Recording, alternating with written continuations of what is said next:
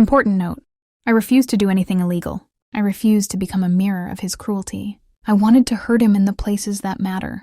Reputation, stability, and the throng of I'm untouchable he'd built around himself. Step 1, assemble allies. I told 2 of my closest friends everything. The truth, raw and ugly. They were incandescent with rage on my behalf, and they turned into planners very quickly. Friends. Please never underestimate the power of friends who know how to use a spreadsheet.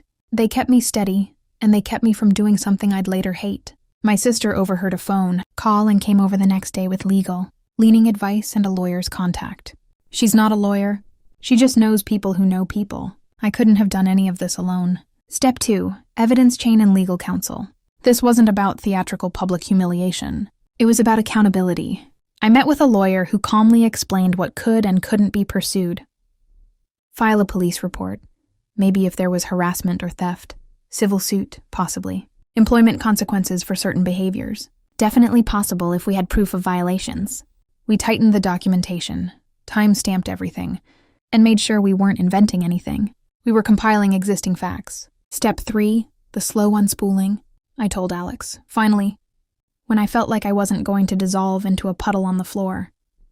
I confronted him in a neutral public space, not to give him a stage, but because I didn't want the whole thing to be some messy domestic scene. He tried his usual moves, charm, minimization, deflection. I let him speak to sentences, then handed him an envelope with a single line. We need to talk about what you did. I didn't let him off the hook. Instead, I started to pull on threads. I sent a concise, factual email to his employer with attachments. A timeline, the documented misconduct, nothing slanderous, nothing fabricated, and a few key lines showing pattern. I didn't call him names, I didn't rant, I let the facts breathe.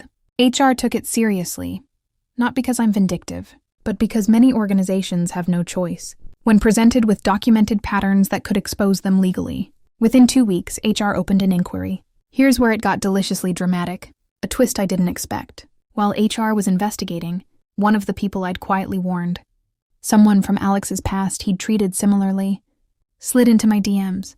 She'd been scared to speak up earlier, but seeing someone finally do it made her brave. She shared her own receipts. Suddenly, HR's inquiry grew teeth. The organization brought in outside investigators. When you present patterns, institutions act because they have liability at stake. One by one, his safe spaces evaporated.